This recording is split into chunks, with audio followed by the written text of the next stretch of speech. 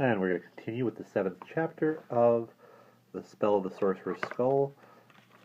The Clock Museum tour has ended. It was rather dull. The proprietor was not the nicest guy in the world. Certainly didn't enjoy the company of Father Higgins and the two boys. And the oil lamp was able to be lit inside the clock, they discovered, and Johnny was definitely able to see the spot where the skull had been. And let's pick up with Father Higgins, Johnny, and Fergie as they leave the Clock Museum. Father Higgins grinned and made a mock courteous bow. At this, Mr. Finnick stepped back and slammed the door violently, making the glass pane rattle. Father Higgins shrugged and turned away.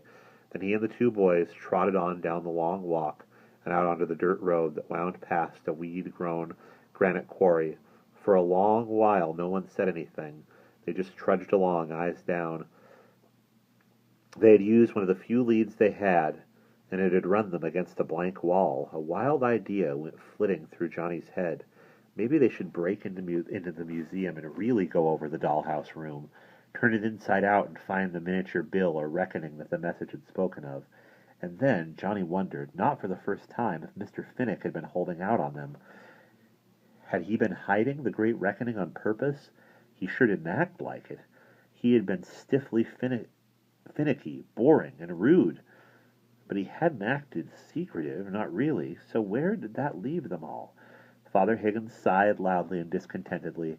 He stooped, picked up a rock, and heaved it into the wilderness of granite blocks off to their right. "Well, boys," he said, "we are not doing very well in the direction racket, are we?"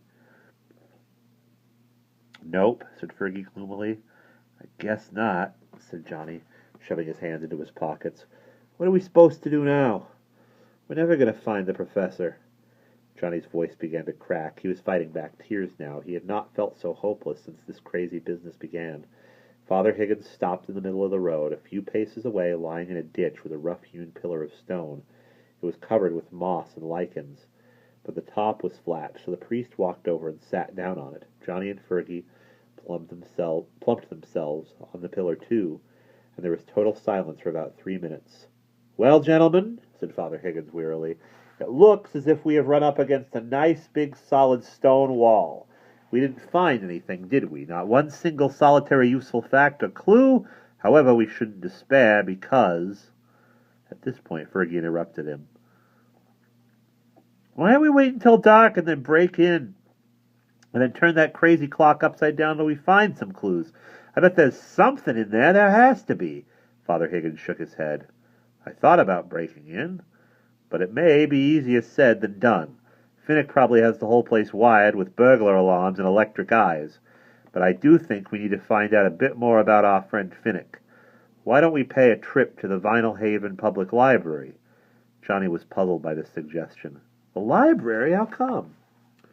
Father Higgins glanced at Johnny skeptically. "Oh, come on, John. For a schoolboy, or for a scholarly kid, you can be a bit thick sometimes. Finnick runs a museum, so there will be articles about him in the tourist guides and in the books about the state of Maine, and in back issues of newspapers. There may even be entries about him in reference books, like Who's Who in the East. So what we need to do is find something, anything, that will tie him in with magic or sorcery or Professor Childermas. After that, we can decide whether or not it would be a good idea to do something drastic, like burglarizing his museum. So off your duffs, me hearties. First, we're going back to the inn so I can change into my clerical outfit. It may give me more authority if I have to try to pry favors out of some nice, sweet librarian.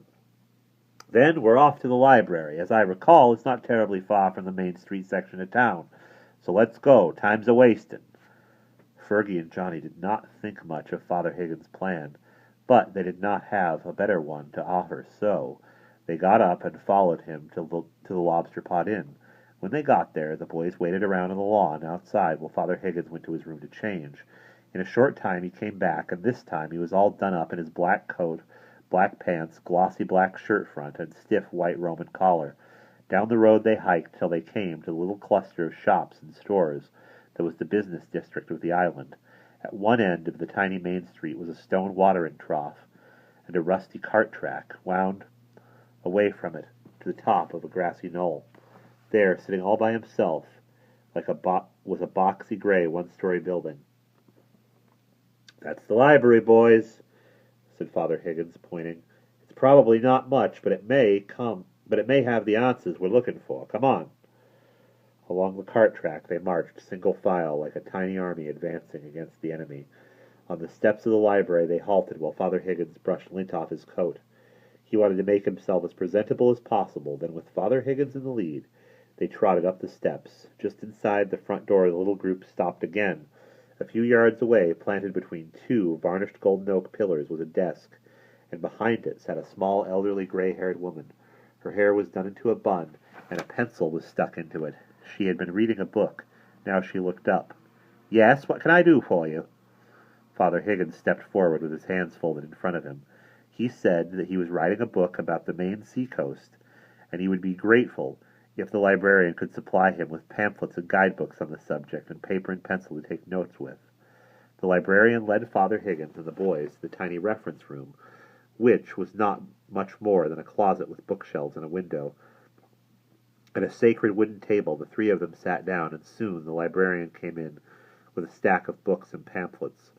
All the rest of the morning they worked. They leafed busily through the material on the table. Every now and then someone would find a reference to Mr. Finnick's Clock Museum, and they would all stop and examine it, but they never found anything that seemed to be helpful. At noon the weary researchers took a break for lunch, but an hour later they were back at their posts. As they plowed through book after book, Johnny's spirits sank lower and lower.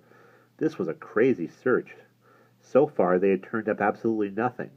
Fergie was optimistic by nature, but even he was getting gloomy. Nevertheless, Father Higgins struggled grimly on, his pipe clenched tightly in his teeth. All through the long afternoon they worked, taking occasional brief rest breaks to go outside and stretch their legs. The librarian popped in now and then to bring more books and ask if she could help in any way. Soon it was late afternoon. The sun was setting, and its long, red slanting